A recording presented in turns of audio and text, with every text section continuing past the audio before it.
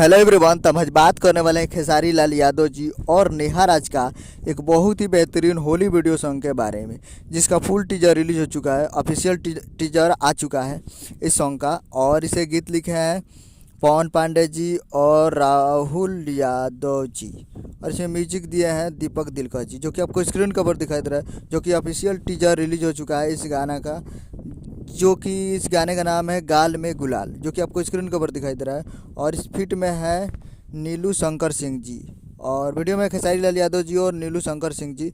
तो आप लोग अभी तक इस टीजर को नहीं देखे हैं तो आप लोग जाइए और जाकर ARG films present Bhojpuri YouTube channel पे फुल टीजर आप जाकर देख सकते हैं, जो कि काफ़ी बेहतरीन टीजर बनाया गया है। और इसका वीडियो कल सुबह में आएगा, कल सुबह में तैयार रहिएगा।